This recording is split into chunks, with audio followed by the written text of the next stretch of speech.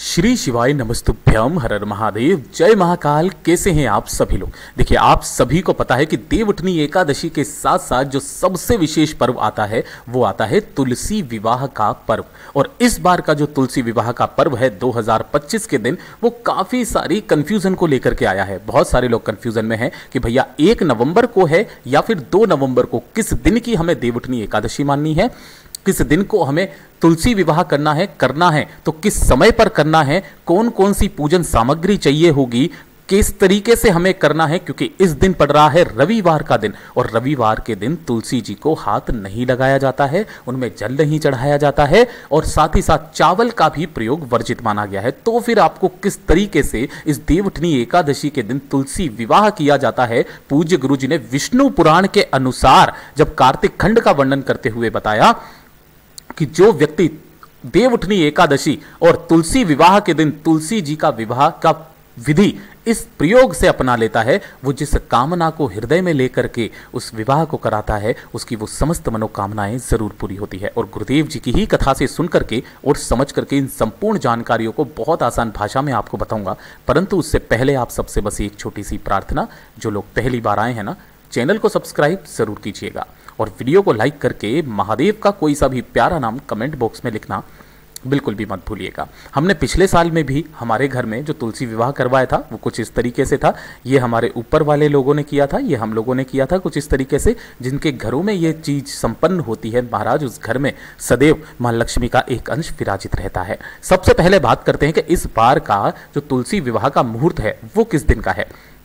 देखिए, कंफ्यूजन आपकी दूर यहां पर होती है कि जब आप 2 नवंबर 2025 का पंचांग देखेंगे, हम यहां पर पंचांग भी उज्जैन मध्य प्रदेश का ले रहे हैं, जहां पर एकादशी की तिथि जो है वो 1 नवंबर को सुबह 9:12 से स्टार्ट हो जाएगी और खत्म कब हो रही है, 2 नवंबर को सुबह 7:31 पर। अर्थात उदया तिथि के अनुसार देखा जाए तो सूर्योदय जब उदय हो रहा है उस समय पर जो तिथि होती है वही पूरे दिन की तिथि होती है। तो 9:12 पर अगर 1 नवंबर को देखा जाए तो वहां पर केवल दशमी तिथि है ना, एकादशी की तिथि नहीं है। लेकिन 2 नवंबर को एकादशी की तिथि जो है वो सूर्योदय के समय पर पड़ रही है। तो अर्थात उदया तिथि के अनुसार 2 नवंबर की ही क्या मानी जाएगी, देवउठनी एकादशी मानी जाएगी। परंतु पूरे दिन की एकादशी होने के कारण दोनों ही दिन की एकादशी का महत्व इस वाले हिंदू पंचांग के अनुसार बन रहा है। लेकिन तुलसी विवाह का जो योग है वो किस दिन का माना जाएगा, क्योंकि तुलसी विवाह तो हमेशा किस दिन, देवउठनी एकादशी के दिन ही माना जाता है। तो दोनों में से कौन से दिन हमें तुलसी विवाह करना है उस चीज के बारे में ध्यान से सुनिएगा। देखिए, तुलसी विवाह जो है वो किस दिन की, 2 नवंबर या 3 नवंबर कब करेंगे। तो इस बार का जो सबसे बड़ा कंफ्यूजन था वो यही था। तो देखिए, कोई 2 नवंबर की, कोई 3 नवंबर की, कोई 1 नवंबर की बता रहा है, परंतु हिंदू पंचांग के अनुसार द्वादशी का जो आरंभ है वो 2 नवंबर को सुबह 7:31 से होगा और इस तिथि का समापन 3 नवंबर को सुबह इतनी बजे से हो रहा है। ऐसे में तुलसी विवाह जो है वो 2 नवंबर को ही कराना उचित रहेगा। इस चीज का विशेष करके ध्यान रखना, यानी कि देवउठनी एकादशी का आप व्रत चाहे 1 को रखें चाहे 2 को रखें, लेकिन तुलसी विवाह जो है वो 2 नवंबर को कराना है और 2 नवंबर को पड़ रहा है रविवार। तो आपको कैसे बचना है उसके बारे में भी बताऊंगा। दूसरी बात ये थी कि तुलसी विवाह अगर आपको कराना है तो किस दिन का पूजा का शुभ मुहूर्त क्या होगा, सुबह या शाम को। काफी सारे यूट्यूब चैनल वाले जो कि पूज्य गुरुजी की ही जैसी आवाज को बना करके आपको कुछ भी समय बता रहे हैं वो सरासर गलत है। महादेव उनका सबका पालना करेंगे। ध्यान से सुनिएगा, यहां पर आपको एक चीज का नोट डाउन करना है कि तुलसी विवाह का जो अनुष्ठान मुख्य रूप से गोधुली बेला यानी कि संध्या काल के समय किया जाता है और इस बार की जो गोधुली बेला है वो शाम 5:35 से 6:01 तक रहने वाली है शाम को, ठीक है। और किस दिन का, 2 नवंबर का, ठीक है। इसके अलावा आप सुबह 9:29 से लेकर के 11 बजे तक अमृत काल में सुबह की पूजा और दोपहर 1:55 से लेकर के 2:39 यानी कि जो विजय मुहूर्त चल रहा है उसमें दोपहर की पूजा कर सकते हैं। लेकिन ये तो हुई केवल और केवल सुबह की और दिन की पूजा, क्योंकि 3 समय की पूजा मानी जाती है, सुबह की, दिन की और शाम के समय पर तुलसी विवाह की। तो तुलसी विवाह का तो आपको गोधुली बेला बताई दी है, शाम को 5:35 से लेकर के 6:01 तक रहने वाली है। यह संपूर्ण जानकारी है जो मुझे आपको बता देनी थी।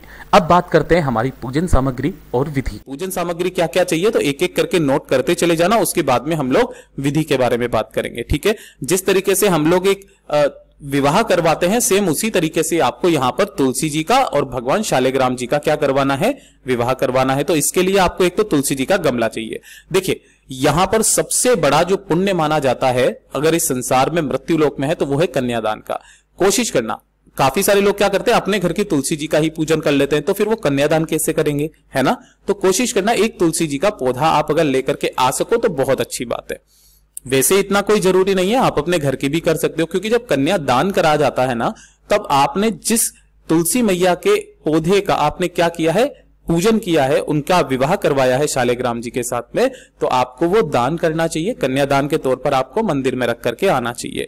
ये विधिवत पूर्वक माना जाता है ऐसा। लेकिन गुरुदेव ने इसके बारे में कोई चर्चा नहीं की तो उसके बारे में मैं आपको नहीं कहूंगा। ये मेरी तरफ से जो भी हमारे तरफ में मानते हैं इसलिए मैंने आपको बताया। अब ध्यान से सुनिएगा, आपको इस तरीके से तुलसी जी का गमला चाहिए और साथ ही साथ आपको शालिग्राम जी चाहिए, जो कि इस रूप में होने चाहिए, आपको चित्र में नजर आ रहा होगा। धीरे धीरे करके एक एक करके नोट करते चले जाना। आपको इसी के साथ में शालिग्राम जी के साथ में गणेश जी को स्थापित करने के लिए जरूर चाहिए, क्योंकि गणेश जी को स्थापित करना बहुत ज्यादा जरूरी है। बिना गणेश जी के आपकी पूजा अधूरी रहती है। उसके बाद में आपको वरमाला चाहिए। कितनी वरमाला, 2 वरमाला चाहिए, एक शालिग्राम जी के लिए और एक तुलसी मैया के लिए। उसके बाद में कुछ एक फूल आपको ले लेने हैं चढ़ाने के लिए। साथ ही साथ आपको एक अलग से तांबे का कलश लेना है कलश स्थापना के लिए, और 5 से 7 आपको अशोक के पत्ते मिल जाए तो वो ले लेना, वरना आम के पत्ते ले लेना, ठीक है, कलश पर लगाने के लिए। साथ ही साथ आपको चाहिए होंगे इस तरीके से जटा वाले नारियल। कितने चाहिए, कम से कम 2 चाहिए। देखिए एक होगा जो आपको कलश पर रखना है और दूसरा जब आप फेरे की विधि करवाएंगे ना उस समय पर काम में आएगा। साथ ही साथ बारोटी के लिए जो बर्तन का जो शुभ माना जाता है, आपको 5 प्रकार के बर्तन ले लेने हैं। जैसे हमने लिए हैं 1 प्लेट, 2 कटोरी, 1 चम्मच, 1 गिलास, इस तरीके से ले लेना। सुहाग की सामग्री आपको ले लेनी है। यहाँ पर इसके अंदर हमने कुछ एक बिछिए वगैरह भी रखे हुए हैं, वो सारी चीजें आपको ले लेनी है। अब उसके बाद में आपको करना क्या है, इस तरीके से बिछिए जो मैंने आपको दिखा रहा हूं इस तरीके से आप अपने इच्छा अनुसार ले सकते हैं। उसके बाद में आपको चाहिए होगा पीला कपड़ा और लाल कपड़ा। लाल कपड़े आपको चाहिए 2। देखिए एक तो जब आप पूजन करेंगे उस समय पर आपको क्या करना है, माता तुलसी जी को समर्पित करने के लिए 1 चुनरी चाहिए। दूसरा जब आप गठबंधन करेंगे उस समय के लिए चाहिए।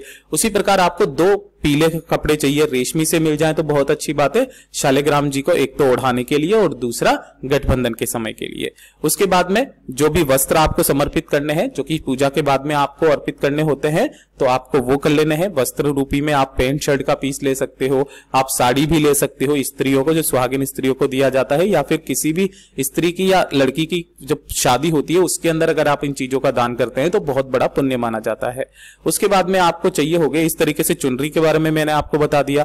चूंकि ये एकादशी है तो एकादशी के दिन चावल का जो प्रयोग होता है वो निषिद्ध होता है, तो उसकी जगह पर आपको सफेद तिल ले लेने हैं, थोड़ी सी लेनी होगी आपको मिश्री के साथ में। आप गुरुदेव ने यहां तक कहा कि अगर आपके पास में शालिग्राम जी ना हो तो आप इस तरीके से सत्यनारायण जी की जो भी तस्वीर हो, मूर्ति हो, उससे भी आप इस विवाह को संपन्न करा सकते हैं। भोग के लिए आपको 5 प्रकार के मेवे ले लेने हैं, जिसमें काजू, किशमिश, बादाम, है ना, अखरोट, इस तरीके से आप ले सकते हैं, छुआरे ले सकते हैं। उसके बाद में आपको ऋतुफल चाहिए 5 प्रकार के, चाहे आप 1-1 पीस लो, लेकिन 5 प्रकार के ऋतुफल ले लेना। उसके बाद में आपको पूजा की थाल में सारी चीजें रख लेना है, जैसे हल्दी की रस्म होगी, है ना, मेहंदी की रस्म होगी, जैसा आप विवाह में करते हो बिल्कुल वैसे ही। एक एक करके बताता चला जाता हूं, ध्यान से सुनिएगा। आपको थोड़ी सी हल्दी ले लेनी है, यहाँ पे थोड़ा सा कपूर ले लेना है, क्योंकि अंत में आपको कपूर के दीपक की आरती करनी होती है। उसके बाद में आपको महावर लेने के लिए लाल चंदन वगैरह जो होता है ना लगाने के लिए, वो ले लेना है। मोली ले लेनी है, गंगाजल ले लेना है, धूप बत्ती ले लेना है, और 5 प्रकार के दीपक आपको तैयार कर लेने हैं, गोल बत्ती के, गाय के घी के, जो कि आपको भूमि पूजन के तौर पर काम में आएंगे। यहां तक बात आई समझ में। उसके बाद में आपको कलश के अंदर डालने के लिए कुछ एक चीजें आपको चाहिए होगी, जैसे कि 1 सिक्का हो गया, इलायची का जोड़ा हो गया, हल्दी हो गई, हल्दी की गांठ और सुपारी, ठीक है, इस तरीके की चीजें आपको ले लेनी है। उसके बाद में आपको कुछ एक सामग्री, यानी कि आपको यहाँ पे थोड़ी बहुत दक्षिणा के तौर पर भी इस थाली के अंदर रख लेना है। एक चीज और ध्यान रखना है, यहाँ पर आपको मेहंदी जरूर रखना है, क्योंकि मेहंदी की भी एक रस्म होती है। उसके बाद में ये वाला जो कलश है, जल का कलश, आपको अपने साथ ही रख लेना है। 2 तरीके के पाटे लेने हैं, जिस पर आपको भगवान शालिग्राम जी, साथ ही साथ मैया तुलसी जी को जो स्थापित कराओगे, तो 1 पाटा शालिग्राम जी के लिए और 1 पाटा किसके लिए ले लेना है आपको, इस तरीके से तुलसी जी के लिए। तो ये तो हो गया पूरा सामग्री, और तो इन पाटों पर बिछाने के लिए भी लाल और पीला कपड़ा आपको ले लेना है। साथ ही साथ आपको मंडप तैयार करना है। तो मंडप तैयार करने की मैंने विधि आपको पहले से ही बता दी थी किस तरीके से है। मैं आपको फिर से बता देता हूं कि चार हमने गन्ने लिए थे, उन गन्नों को हमने इस तरीके से गाड़ दिया था। देख पा रहे हो यहां पे इस तरीके से हमने गन्नों को गाड़ दिया था, और ऊपर से इन सभी गन्नों को हमने क्या कर दिया था, बांध दिया था। तो इस तरीके से हमारा मंडप भी बनकर के तैयार हो गया था। ये है सारी की सारी पूजन सामग्री जो कि आपको यूज में लेनी है। अब बात करते हैं कि पूजन विधि किस तरीके से करनी है। उसके लिए जिस जगह पर भी आप तुलसी विवाह संपन्न करा रहे हो उस जगह को आपको थोड़ी सी गेरू ना हो अगर आपके पास में, तो थोड़ा सा गंगा जल के अंदर मिला करके उस स्थान को अच्छे से साफ कर लेना है। और उसके बाद में क्या करना है, चौक पूरना है। चौक पूरने के लिए आपको हल्दी और आटे का प्रयोग करना है, क्योंकि हल्दी आपके घर में संपदा की वृद्धि करती है, आटा आपके घर में धन धान्य की परिपूर्ति करता है। तो हल्दी और आटे से इस तरीके से आपको चौक पूर लेना है। बीचों बीच में आपको थोड़ा बहुत अन्न डाल देना है। कोशिश करना चौक पूरने के लिए आप अष्टदल की आकृति बनाए कुछ इस तरीके से, तो बहुत ज्यादा शुभ होता है। अगर आप इस तरफ में देखेंगे तो इस तरफ के अंदर हमने है ना यहाँ पर हल्दी और आटे के साथ ही क्या किया हुआ है, एक स्वस्तिक का निर्माण किया हुआ है। स्वस्तिक का निर्माण किस तरीके से करना है वो भी मैं आपको यहाँ बता देता हूं। आपको इस तरीके से जब आप स्वस्तिक बनाएंगे तो उसके दोनों तरफ आपको इस तरीके से 2 लाइनें जरूर रखनी है, क्योंकि हमें इन्हीं के ऊपर क्या करना है, जो पाटा होता है ना उसे लगाना होता है, जो कि मंडप के नीचे ही होगा। इस चीज के बारे में ध्यान रखना, जहां पर भी आपने मंडप लगाया उसी के नीचे ये कार्य करना है। अब आपको इन दोनों पाटों को लगा देना है। दोनों पाटों के ऊपर आपको एक के ऊपर लाल कपड़ा, दूसरे के ऊपर पीला कपड़ा बिछा देना है। ये जो पीला वाला होगा ये भगवान शालिग्राम जी के लिए होगा, और लाल वाला माता तुलसी जी के लिए होगा। सबसे पहले आपको शालिग्राम जी, जैसे कि हमारी शादी ब्याह के लिए जो लग्न का मुहूर्त होता है, तो सबसे पहले जो दूल्हा आता है, दूल्हा मतलब शालिग्राम जी को यहां पर स्थापित करना है। और जब भी आप शालिग्राम जी को स्थापित करें उससे पहले आपको यहां पर गणेश जी को भी विराजित करना है। चूंकि चावल नहीं ले सकते तो हमने एक कटोरी के अंदर थोड़े से सफेद तिल लिए हैं, और इन सफेद तिलों के ऊपर ही आपको क्या कर देना है, गणेश जी को विराजित कर देना है कुछ इस तरीके से। उसके बाद में कलश स्थापना करनी होती है। तो कलश स्थापना के लिए आपने यहां पर थोड़े से सफेद तिल के साथ ही आपको क्या कर देना है, अष्टदल की आकृति बना लेनी है, जैसा आपको चित्र में नजर आ रहा है। इसी अष्टदल की आकृति के ऊपर आपको कलश रख देना है। कलश के ऊपर थोड़ी सी मोली वगैरह बांध देना है इसके मुख पर, और इसके अंदर जल भर देना है ना। जल भर देने के पश्चात इस कलश के अंदर आपको जो भी चीजें डालनी होती है वो आपको डाल देना है। साथ ही साथ आपने यहां पर क्या कर देना है, थोड़ा सा जो भी कुमकुम वगैरह लिया है उससे आपको इस कलश का पूजन करना है, स्वस्तिक बना देना है कुछ इस तरीके से। ठीक है, सभी को आपको टीका वीका कर देना है, जैसे भगवान गणेश जी को, शालिग्राम जी को, इस पाटे को भी आपको टीके से अच्छे से लगा देना है। ठीक, सब कुछ कर देने के पश्चात में आपने जब ये टीका वगैरह लगा दिया है, वस्त्र रूपी कलावा आप यहां पर समर्पित कर सकते हैं। अभी भी कर सकते हैं दोनों को, या फिर बाद में भी कर सकते हैं। ठीक, यहां तक करने के पश्चात आपने जो भी सामग्री ली थी, जैसे कि जो हमने बताया था हल्दी की गांठ, सिक्का, इलायची और साथ ही साथ लौंग, वो सारी की सारी चीजें, साथ ही साथ थोड़े से फूल इस कलश के अंदर डाल देना है। और कलश के अंदर डाल देने के पश्चात 5 या 7 जो आपने अशोका के पत्ते लिए थे, उन सभी पत्तों पर आपको इस तरीके से क्या कर लेना है, हल्दी कुमकुम से पूजन कर लेना है इन सभी पत्तों का। और इसके अंदर लगा करके यहां पर एक प्लेट रख देनी है। उस प्लेट के अंदर भी थोड़ा बहुत यहां पर अन्न आपको रखना है, और उसके ऊपर आपको एक नारियल स्थापित करना है। आपने 2 नारियल लिए थे, एक नारियल को यहां पर स्थापित कर देना है। नारियल को स्थापित करने से पहले क्या करना, जैसे मान लीजिए ये नारियल है तो इसके ऊपर एक स्वस्तिक का निर्माण करना, और इसके ऊपर 5 या फिर 7 बार आपको क्या करना है, कलावा लपेटना है। जब आप इसे यहां पर स्थापित करेंगे तो जो नारियल का मुख है ये आपकी तरफ होना चाहिए, यानी कि अगर आप यहां पर बैठे हुए हो तो इसका जो मुख है ये आपकी तरफ होना चाहिए। इस चीज का ख्याल रखना। तो ये हो जाता है यहां पर हमारा कलश स्थापना हो जाती है। यहां पर लग्न का जो भी आपको करना है वो कर दीजिएगा, छींटे बीटे मार करके, और यहां पर इन पर वस्त्र ओढ़ा देना है। उसके पश्चात बात आती है दुल्हन की। तो दुल्हन को भी आपको लेकर के आना है, यानी कि मैया तुलसी जी को दूसरे पाटे पर लेकर के आना है। आप एक जो उपाय होता है सिक्के को रखने वाला, इस समय पर आप एक सिक्का इस तुलसी जी के नीचे जरूर रख दीजिएगा, क्योंकि इसका एक उपाय मैंने आपको बताया भी है, आगे चल करके आपको वीडियो मिल जाएगा, जिससे आपके घर में कभी भी धन संपदा की कमी नहीं रहेगी। तो वो वाला वीडियो जरूर देखिएगा। जैसे ही आप यहां पर इनको स्थापित कर देते हो, स्थापित कर देने के पश्चात अब सारी रस्में आपको यहां पर करनी होती है। जैसे कौन कौन सी रस्में करनी होती है, देखिए यहां पर इस तरीके से स्थापित करने के पश्चात सबसे पहले आपको करना क्या है कि एक कलश के अंदर थोड़ा सा जल लेना है, और उसके अंदर थोड़ी सी हल्दी आपको डाल देनी है। क्या डाल देनी है, हल्दी।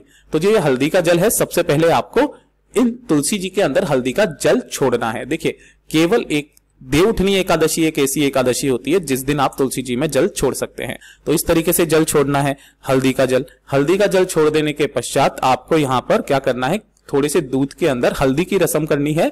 थोड़े से दूध के अंदर आपको क्या करना है, कच्चे दूध के अंदर हल्दी को मिलाना है और उस हल्दी की 5 या फिर 7 बिंदियां आपको तुलसी जी पर किसी भी स्थान पर लगा देनी है। जैसे कि हम लोग यहाँ पे लगा रहे हैं, हल्दी की 1 बिंदी हमने यहां लगा दी, एक यहां लगा दी, एक यहां लगा दी, एक यहां लगा दी, एक यहां लगा दी। इस तरीके से हल्दी की रस्म कर देनी है। इसी साथ में साथ आपको हल्दी की रस्म जो है वो शालिग्राम जी के ऊपर भी करना है, क्योंकि दोनों के ऊपर आपको हल्दी की रस्म करनी है। उसके पश्चात आपको जो भी सुहाग की सामग्री ली हुई है ना, तो आपको सबसे पहले दुल्हन का श्रृंगार कर जैसे करना होता है उस तरीके से श्रृंगार करेंगे। उससे पहले आपको यहाँ पर हल्दी जो आपने लगाई है, उसके बाद में आपने जो मेहंदी लगाई है, मेहंदी की कीप जो वगैरह होती है, तो थोड़ी बहुत मेहंदी भी आपको लगा देना है। साथ ही साथ शालिग्राम जी को आपको भी मेहंदी लगा देना है। दोनों को मेहंदी लगा देने के पश्चात अब बात आती है यहाँ पर इनको सजाने की। सजाने के लिए आपने जो भी यहाँ पर सुहाग की चीजें ली है, ध्यान रखना सुहाग की जो हरी चूड़ियां होती है वो निश्चित तौर पर आपको ले लेनी है। जैसे कि चूड़ियां हो गई तो आपको इस तरीके से चूड़ियां ले लेना है। साथ ही साथ चुनरी हो गई तो चुनरी आपको माता जी को ओढ़ा देनी है। साथ ही साथ पीला वस्त्र जो होता है वो आपको किनको, शालिग्राम जी को ओढ़ा देना है। चुनरी किसको, तुलसी जी को, और पीला वस्त्र आपको शालिग्राम जी को ओढ़ा देना है। जो भी आपने यहां पर लिए हुए हैं ये इस तरीके से ये चूड़ियां वगैरह, चूड़ियां आपको पहना देनी है। चूड़ियां पहना देने के पश्चात आपको यहां पर जितनी भी रस्में जिस तरीके से आप लोग करते हो ना, उसी तरीके से आपको रस्में कर लेनी है। हल्दी से, मेहंदी से, सभी चीजों से आपको सारी रस्में कर देनी है। सारी रस्में कर देने के पश्चात, उनका श्रृंगार कर देने के पश्चात आपको सबको वस्त्र जो है वो वापस से चढ़ा देना है। जैसे कि वस्त्र रूपी कलावा लेना, सबके ऊपर वस्त्र चढ़ा देना। वस्त्र चढ़ा देने के पश्चात एक बार आपको सभी का पूजन जरूर करना है, ठीक है ना। पूजन का मतलब है कि सभी के ऊपर हल्दी, रोली, कुमकुम से क्या करना है, आपको टीका जरूर लगा देना है। टीका लगा देने के पश्चात वस्त्र रूपी कलावा समर्पित कर देने के पश्चात जो ये नारियल है, इस नारियल के ऊपर आपको फूल समर्पित करने हैं और सभी लोगों पर आपको फूल समर्पित करने हैं। तो ये तो हो गई हल्दी, मेहंदी की, इनकी सबकी रस्में, ठीक है। उसके पश्चात अब बात आ जाती है सारी चीजों को यहाँ पर स्थापित करने की। जो भी आपने फल फूल वगैरह लिए हैं उन्हें आपको यहाँ समर्पित कर देना है और भूमि पूजन का समय आ जाता है। तो भूमि पूजन के लिए आपको करना क्या है, जो 5 प्रकार के दीपक आपने लिए थे वो आपको यहाँ भूमि पर थोड़े से चावलों के ऊपर रख देना है। चावल ना हो तो आपको किसके ऊपर, जो आपने सफेद तिल लिए हैं उनके ऊपर रखना और सभी दीपकों को क्या कर देना है, आपको प्रज्वलित कर देना है ना। और अगर कुछ भी गलती होती है तो उसकी क्षमा याचना आपको मांग लेनी है। भूमि पूजन के तौर पर आपको 5 दीपक यहाँ पर इस तरीके से लगा देने हैं। लगा देने के पश्चात अब आपको वरमाला पहनानी है। तो वरमाला पहनाने का क्या क्रम होता है, 2 वरमाला है। तो पहली जो वरमाला होगी वो आपको शालिग्राम जी से टच करवा करके माता तुलसी जी को समर्पित कर देनी है वरमाला। और जो दूसरी वरमाला होगी वो आपको तुलसी जी से टच करवा करके, है ना, शालिग्राम जी को यहां पर समर्पित कर देनी है। देखिए यहां पर आपने तुलसी जी पर टच करवा करके शालिग्राम जी को भी वरमाला समर्पित कर दी है। वरमाला समर्पित कर देने के पश्चात दोनों का गठबंधन करना है। तो जो आपने पीला और लाल वस्त्र लिया था, दोनों का गठबंधन को कभी भी खाली नहीं रखा जाता। इसके अंदर कुछ ना कुछ सिक्का या हल्दी की गांठ या फिर ये जो चीजें रखी जाती है इसके अंदर रख देना और इसकी एक गठबंधन कर देना। दोनों के ऊपर आपको उड़ा देना है। दोनों के ऊपर उड़ा देने के पश्चात में अब बात आ जाती है कि आपको इनके फेरे भी करवाने हैं। साथ ही साथ जो भी 7 रस्में भामरों का वगैरह का जो समय होता है वो भी आपको करवा देना है। तो वो किस तरीके से करवाना है उस चीज के बारे में अब चीज हम लोग जानते हैं। देखिए सारी चीजें करा देने के पश्चात अब बात आ जाती है कि आपको इनका क्या कर देना है। इस तरीके से जो पूजन के पश्चात आपको जो करना होता है, सिंदूर की रस्म करनी होती है। तो सिंदूर की रस्म के लिए अगर आपके पास में कोई चांदी का सिक्का है, जैसे मान लीजिए कोई चांदी का सिक्का है, उस चांदी के सिक्के पर थोड़ा सा आपको सिंदूर लेना है और शालिग्राम जी से स्पर्श करा करके माता तुलसी जी के अंदर आपको उस सिंदूर को लगा देना है। यहां पर हम लोग सिंदूर की ही रस्म कर रहे थे, आपको ये पत्तों की वजह से दिखाई नहीं दे रहा होगा, तो इस तरीके से सिंदूर की रस्म भी आपको कर देनी है सिंपली। उसके बाद में आपको क्या करना है, अपने हाथ में थोड़े से मतलब सफेद तिल ले लेना है, एक हल्दी की गांठ और एक फूल लेकर के अगर इसके अंदर थोड़ी सी भी गलती हुई है तो उसकी क्षमा याचना कर लेना। क्षमा याचना करके इन सभी चीजों को आपको यहीं पर तुलसी जी के सामने ही रख देना है। अगर आपके पास में कोई मंगलसूत्र है तो उस मंगलसूत्र को भी आपको इस पूजा के अंदर रखना है। साथ ही साथ अगर आप शालिग्राम जी से स्पर्श करा करके इस मंगलसूत्र को क्या करते हो, तुलसी जी को समर्पित करते हो और विवाह संपन्न कराने के पश्चात अगर आप इसी वाले मंगलसूत्र को ग्रहण करते हैं तो आपके जीवन में कभी भी सुख की कमी नहीं रहेगी, दाम्पत्य जीवन का सुख आपको मिलता है। कपड़े जो समर्पित करने हैं, सारे कपड़े आपको समर्पित कर देने हैं, जैसे साड़ियां हो गई वगैरह, इन सारी चीजों को आपको समर्पित कर देना है। इस तरीके से आपको बर्तन भी समर्पित कर देना है, फूल और पंचमेवे का आपको यहां पर भोग लगा देना है। ठीक है, इस तरीके से आपको पंचमेवे का भोग लगा देना है। सभी चीजों को समर्पित कर देने के पश्चात, ऋतुफल समर्पित कर देने के पश्चात, सारी चीजों को करने के बाद में अब बात आ जाती है कि यहां पर अब आपको करना क्या है। सबसे पहले तो पूजन करना है और साथ ही साथ आपको भामरे यानी कि फेरे की विधि करवानी है। तो फेरे की विधि के लिए मैंने आपको बताया था, उससे पहले आपको इस तरीके से पूजन करना है दोनों का। तो एक दीपक में तो आपको गाय के घी का गोलबाती का दीपक लगा देना है और दूसरे में आपको कपूर का दीपक जलाना है और इससे आपको ठाकुर जी की जो भी आरती करनी है वो आपको आरती करनी है। आरती कर देने के पश्चात आपको एक जो दूसरा नारियल लिया था उसके ऊपर आपको एक स्वस्तिक का निर्माण करना है। उसके ऊपर इस तरीके से 7 या 5 बार आपको मोली लपेट देना है और मोली से आपको देखिए किस तरीके से करना है, जहां पर भी आपने विवाह करवाया है, ठीक है, या तो आप एक मंडप बना करके भी उनको इस तरीके से घुमा सकते हो, लेकिन वो काफी ज्यादा टफ हो जाता है। तो आपको करना क्या है, उस नारियल को इन्हीं के ऊपर से ऐसे करके 7 बार घुमा करके, है ना, और इसी जगह पर आपको रख देना है। एक और तरीका होता है, 7 बार जो घुमाया जाता है ना, तो ध्यान से देखिएगा, 3 फेरे और 4 फेरे इस तरीके से किए जाते हैं। 3 फेरों के अंदर दूल्हा आगे रहता है, 4 फेरे के अंदर दुल्हन आगे रहती है। तो आपको किस तरीके से करना है उस चीज का ध्यान रखना कि आपको 3 बार तो कैसे घड़ी की सुई की दिशा में आपको घुमाना है उस नारियल को और 4 बार आपको उल्टा घुमा देना है। यानी कि 3 फेरे हो गए शालिग्राम जी के लिए, 4 फेरे हो गए माता तुलसी जी के लिए। इस तरीके से आपको कर देना है। सारी चीजें संपन्न करा देने के पश्चात अब अगर कोशिश हो सके तो आपको दोनों हाथ जोड़ करके जो भी विनती करना है, कामना करनी है अपनी, वो कामना करना। जो भी सामानों को आपको समर्पित करना है करना।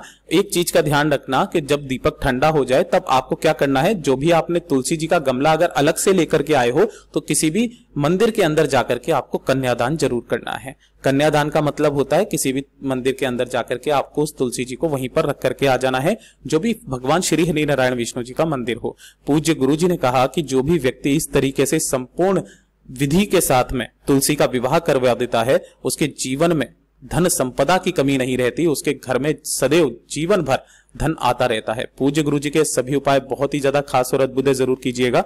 वीडियो पसंद आए तो लाइक जरूर करना, चैनल को सब्सक्राइब जरूर कीजिएगा। मैं आपसे मिलता हूं अगले वीडियो में, तब तक के लिए ओम नमः शिवाय, हर हर महादेव, जय महाकाल, जय शिव शंकर, श्री शिवाय नमस्तुभ्यम।